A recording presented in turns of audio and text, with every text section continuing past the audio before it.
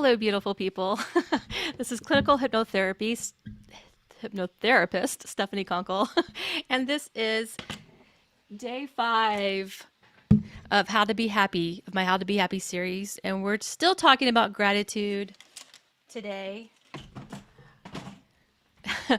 um, Gratitude is like so super important. I know that I've already stressed this, but I really cannot stress it enough. Starting with gratitude and active awareness of all things you are glad to have in your life is the basis, the foundation of every other principle for happiness. And I cannot emphasize this enough. It is essential to overriding the background noise of unhappiness. It is the structure for everything else, the frame and pillars, so to speak, of the building of mental success, which leads to tangible success. So it is indeed vital.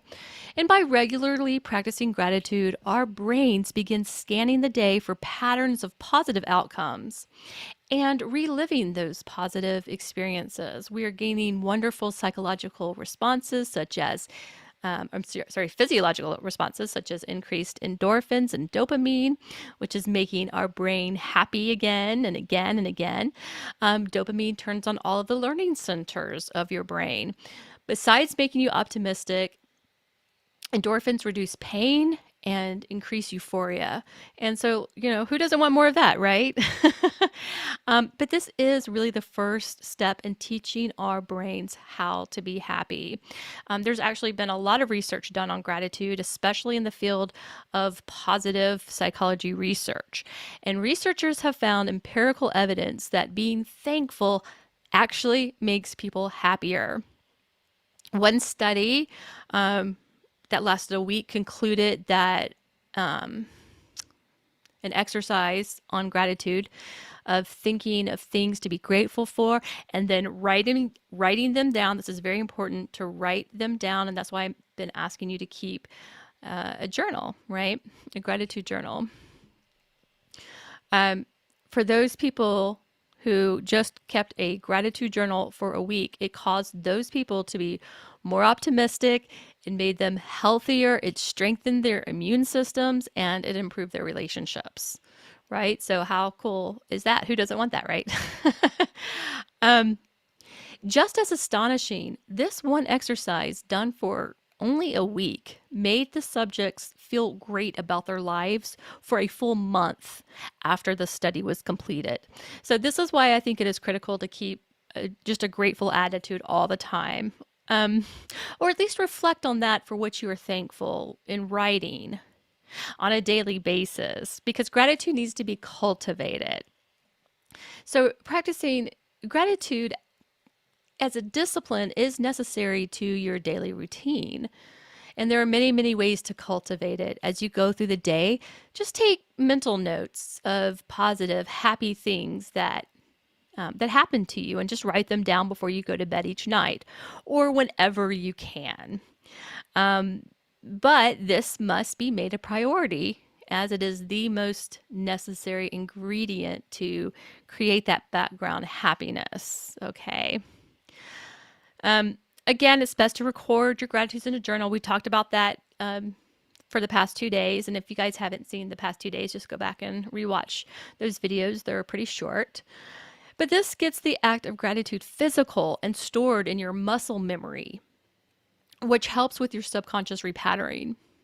Plus, if you have a recording of it, right, of all your gratitudes, you can look back through your life, through the many pages, and have like tangible evidence of how good of a life you really do have, especially when you start to forget, right?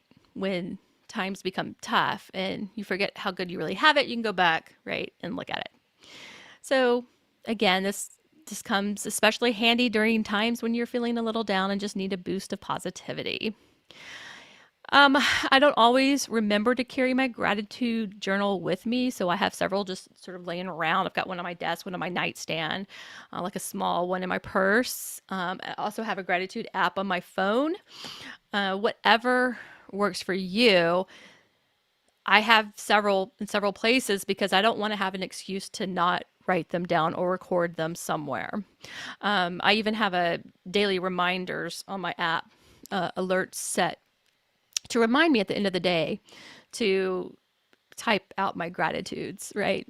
Or write them down in writing, however you want to do it, but just to record it in some way.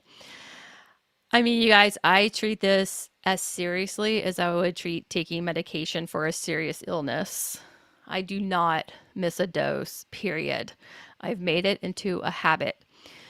When you begin keeping a gratitude journal, first, you may feel, oops, turn off my alarm. Oh, okay, I already went over the gratitude journal yesterday, so go back and look at that. But just keep doing it. Just keep doing it on a daily basis. And don't just, focus on the big things, focus on the little things too. Even like being grateful for the chair you are sitting in or the blanket you have wrapped around you or the beverage you're drinking. It can be, as small as that. Anytime anything happens good to you, write that down. And after some practice, you will graduate to what I believe is the most powerful level of all. Finding value in the things or events which on the surface may appear unpleasant. So, for instance, your car may break down. Well, instead of automatically becoming anxious or stressed about it, you'll be able to see it as a blessing.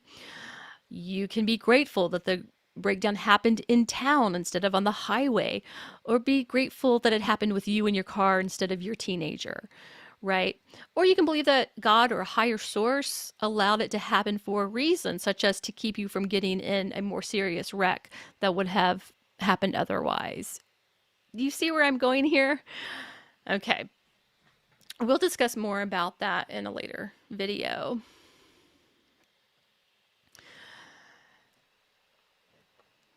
Just don't let yourself get caught up in the trap of mulling over every negative aspect, because you could fall into that pit of depression. So stay focused on the positive, which is mentally and biologically liberating.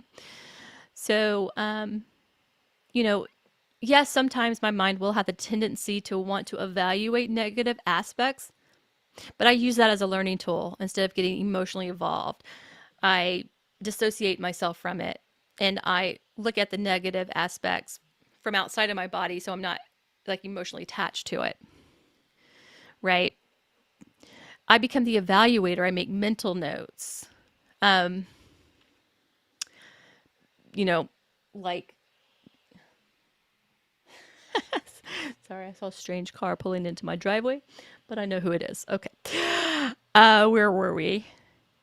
Yeah, so like I was saying before, like more days, or some days will be more difficult than others, but even on days that is hard or difficult, you can still flip the script.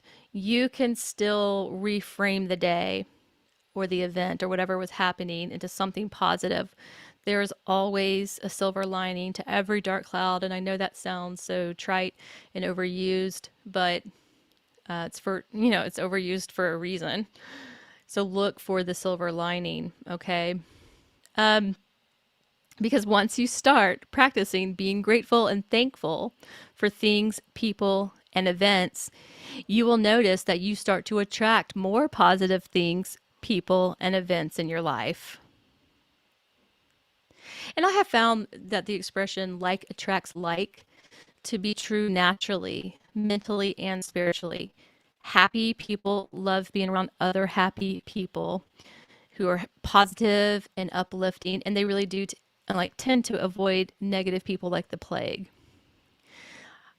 Another way to cultivate gratitude is to personally thank someone for being a part of your life.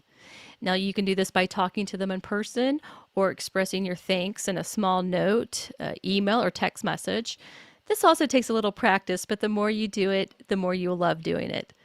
This can be as simple or as creative as you want it to be, but you will receive instant pleasure and gratification from this act. And then pleasure again from their response to your note.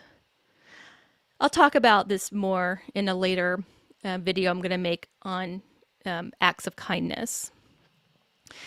You could also pray and meditate to cultivate gratitude, and I'm going to discuss this more in another video as well. But if you're not the type that prays, you can at least share what you're grateful for out loud with your family. For instance, just I do a little exercise with my family every night at dinner. We each go around the table saying 3 things that made us happy that day. This is a wonderful activity because this is just another chance to practice gratitude. And not only do you get to discuss the bright points of your day with your dear ones, you get to share in their joy as well. And so that is going to be your, quote unquote homework that I'm going to give for you today. So next time you're gathered around the table with relatives, have everyone go around and just mention 3 things that made them happy that day. And if you have children, this teaches them how to be grateful. And it's just sets such a great example of you as a parent, and they will cherish these moments as they get older. And the probability of them having happier demeanors as adults will exponentially increase.